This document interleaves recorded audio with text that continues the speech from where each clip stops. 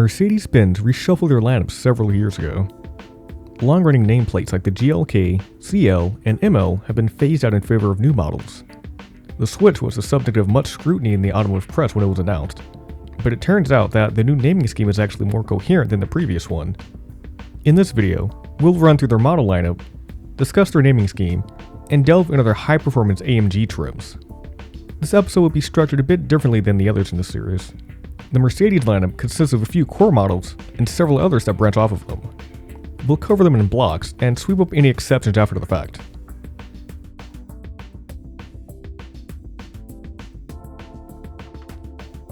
The Mercedes A-Class is a subcompact hatchback that isn't currently sold in the US. At a price of just under 23,000 British pounds, or just about $28,000, the A-Class competes with the BMW 1 Series, Volkswagen Golf, and Audi A3. The A-Class also has a sedan version for those who prefer a trunk over a hatch. This variant serves as the entry point for the brand in the US, as it's the least expensive car in the portfolio. It competes squarely with the Audi A3 sedan, but it may also be crossed up with the BMW 2 Series Grand Coupe. You can think of the CLA as the A-Class's sportier, less practical stablemate. Its major distinguishing feature is a swept-back roofline. It trades in interior ergonomics for its sportier appearance.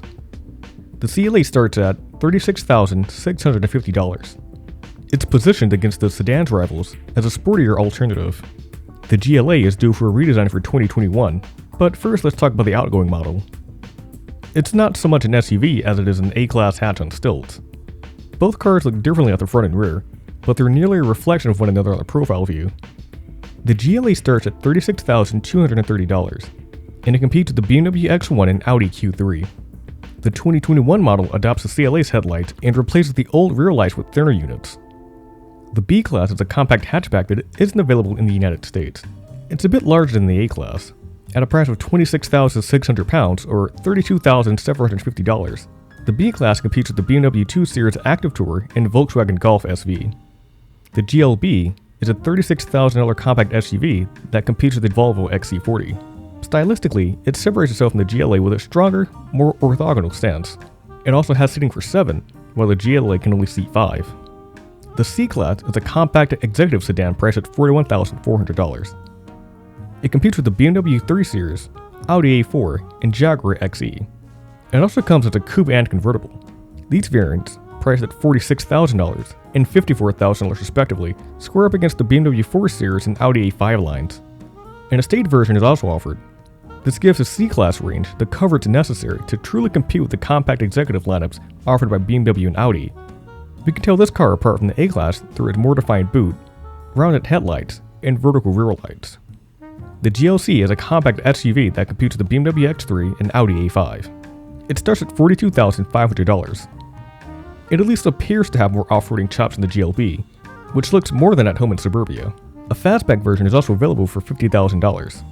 Its closest competitor is the BMW X4. The E-Class is a mid-sized luxury sedan that is above the C in the pecking order. At a starting price of $54,000, the E-Class competes with the BMW 5 Series, Cadillac CT5, and Infiniti Q70. Like the C, the E-Class is also available as a coupe, convertible, and wagon. And unlike the C, the estate is available for sale in the United States. The coupe rents $64,350, the convertible costs $71,400, and the wagon costs $66,100. Up front, the main thing separating it from the C-Class is its front light signature. The C makes do with a single strip, but the E uses two that split off to the front and middle of the headlight. Around back, the E does without the vent that the C-Class has. The E is actually getting an update for 2021. The grille turns into a rounded trapezoid, and the headlights conform to its edges. It also gets horizontal taillights. The GLE is a mid-sized SUV that competes with the BMW X5, Audi Q7, and Cadillac CT6. It starts at $54,250. The GLE has a similar DRL pattern to the E. This helps it set it apart from the GLC, which only has one. The GLE's back window also creeps forward on the side view much more. Its character line goes above the door handles, while the GLC's line is under the handles.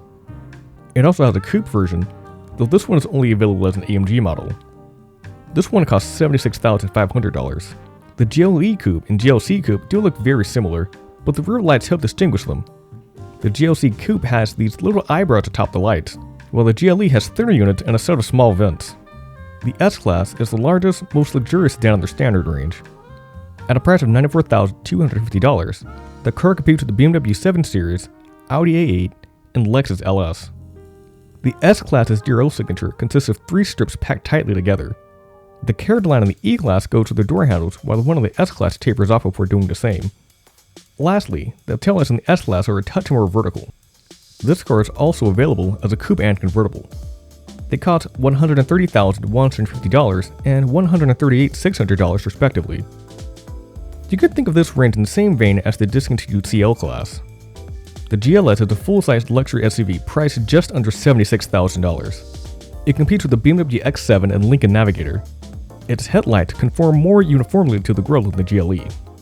The GLS's window extends to the rear wheel, while the GLE stops about a quarter of the way through. Lastly, the lights at the rear of the GLS aren't quite as angular. There are a few models in their range that don't conform to this naming structure. The G is an off-road focused SUV that is aimed at vehicles like the Range Rover, but at a price of nearly $131,000, what are the odds that it actually takes a wheel off the asphalt? The CLS is a 4-door coupe that competes with the Audi A7 and BMW 8 Series Grand Coupe. It costs just under $70,000. It looks nearly indistinguishable from the A-Class at the front. From straight on, I can spot exactly 2 differences. The CLS has its turn indicators mounted on the rearview mirrors, and the lines coming up from the corner of the CLS's lower clip extend further out. It's much easier to tell them apart from the side and rear. The CLS has more rear overhang, and it also has thinner tail lights. The license plate on the A sedan is positioned in between the lights, while the one on the CLS is set on the same level as the reflectors. The story is reversed when comparing the CLS to the CLA. Both cars look similar when viewed from behind. The CLA has slightly smaller intakes, bright works around the exhaust tips, and lights that kink down a touch before raising to go through the trunk. Up front, the CLS has triangular headlights, while the CLA has a slight hook at the bottom. The SL is a $91,000 Grand Touring hardtop convertible. This is the final two-door in their lineup, making for a total of 10 coupes and convertibles across 7 model lines. Let's take a moment to explain where each of them are positioned. As previously stated, the C-Class coupe and convertible are direct competitors to the BMW 4 Series and Audi A5 lines. The E-Class variants don't have direct competition, instead serving as a stopgap between the C and S lines. Speaking of which, what's the difference between the S-Class coupe, SL Class, and AMG GT? All 3 are high-performance coupes that start between $90,000 and $100,000. Let's start with the S. This is the one that's the most focused on luxury. It has all the sedan's bells and whistles despite the door situation. It isn't too concerned with carving up canyons. It would prefer to barrel down highways while coddling its passengers in its opulent interior. Both the SL and AMG GT are 2-seaters, and the latter also has a convertible variant. The SL is a classic 2-seat Grand Tourer, and has considerably more cargo room than AMG GT and gets better fuel economy. It's more viable as a daily driver. The GT, on the other hand, is a true 911 fighter. It's lighter, smaller, and quicker at 60 miles per hour than the SL. We can sum the differences up by imagining a scale. The S-Class prioritizes comfort, the GT emphasizes performance, and the SL is somewhere in the middle. The AMG GT line consists of a sports car and a 4-door coupe. The sports coupe is priced at $116,000, and the Roadster costs $128,000. There's also a 4-door version offered. Mercedes markets it as a more practical version of the GT, but it's actually based on the E-Class. It comes at a starting price of $99,950. Now, if you've been paying attention, then you'll notice that this car isn't very far removed from the CLS class. Both are fastback sedans, but there's more that distinguishes them than a $20,000 entry price difference. The CLS is a full-on 5-seater, while the AMG GT 4-door only seats 4. Despite their similar form factors, the CLS has a trunk, while the GT has a hatchback. Aside from that, both cars are pretty similar in regards to the form factor. The main difference comes under the hood. The range-topping CLS 53 and base GT 63 get the same numbers from the same power plant, a turbocharged inline 6. The GT has an engine above this. The GT 63 comes with a 4-liter V8. Mercedes no longer offers a CLS 63, so you can think of the GT 63 as a CLS 63 in spirit. Mercedes also has a range of ultra-luxurious vehicles that they house under their Mercedes Maybach moniker. They sell a modified S-Class that comes in 2 trims. The V8-powered S560 that starts at $173,000, and the V12-powered S650 at $202,000. The cars are based in the S-Class, but there were a few touches that separate the two. Maybach models ditched the standard Mercedes grille for one with a waterfall pattern. This differs from the one you may see in a few of their other models. The strakes are much thinner and there isn't a badge at the center. The Mercedes Maybach also has a 6-inch longer wheelbase and an 8-inch overall longer length. Lastly, the window of the Mercedes Maybach extends well past the door line. The sub-brand is introducing a variant of the GLS for 2021. The Mercedes Maybach GLS 600 is equipped with a V8. It distinguishes itself from the regular GLS up front with a waterfall grille, tri-star hood emblem, and bright mesh on the lower front clip.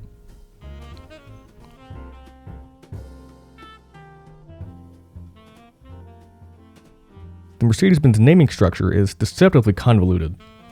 At a glance, you might think that the CLA 250, C300, and E350 have different engines.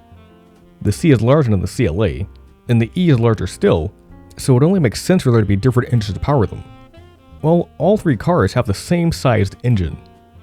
There is some semblance of structure here. Cars with the numbers ranging from 250 to 350 are equipped with a 2-liter inline-4. Anything with 450 either has an inline-6 or a V6. The sedans and coupes have the V6, and the SUVs would have the inline-6. Finally, 550 through 580 indicates a V8. There isn't much to it after that. We've pretty much cracked the code. Let's revisit our previous examples. The CLA 250, C300, and E350 are two-wheel drive models equipped with a 2-liter inline-4. The GLS 580 is a V8-powered GLS with all-wheel drive, as indicated by the 4MATIC moniker. Let's do one more. The GLC 350E 4MATIC. This is a 2-liter all-wheel drive GLC. The E indicates a hybrid setup. The gas engine is used in conjunction with a 90 kWh electric motor.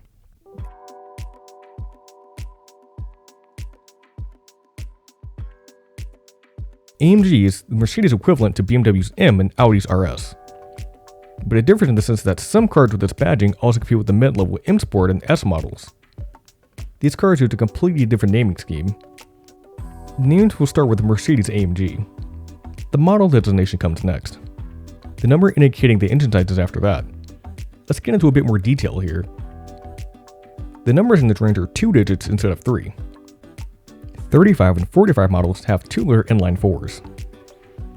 The former find themselves in smaller cars aimed at BMW's and Audi's midsize performance models. 45 models are full-on M and RS fighters and include the CLA 45. 43 models have 3-liter V6s, and 53 models have 3-liter inline-6s. These cars serve as the mid-range models for their larger cars. Cars ending in 43 include the C43, SLC43, GLC43, and its coupe variant. Ones ending in 53 include the E, GLE, GLE Coupe, CLS, and GT 4-door. Cars that end in 63 will have a 4-liter V8. The 63 cars are the performance flagship for the respective model lines. The majority of AMG's offerings are equipped with this engine. The range includes the C, GLC, GLC Coupe, E, GLE, GLE Coupe, G, S, and GT 4-door. The GLS variant in this range actually has a 5.5-liter V8, but this isn't yet for sale in the United States. Lastly, 65 is reserved for cars with a 6-liter V12 under the hood.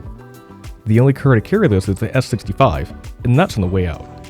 Fortunately, this engine is also available in the Mercedes Maybach's S650. A few cars will have an S after the model to indicate an even more extreme version of the V8-powered model. Only the C, GLC, E, GLE, and GT 4-door have this available. Let's go through a few examples. Mercedes-AMG SLC43 indicates an SOC with a V6. Mercedes-AMG GT63S is the more extreme V8-powered GT 4-door coupe. I hope I made sense. If you have any suggestions for videos, then please leave them in the comments down below. Thanks for watching.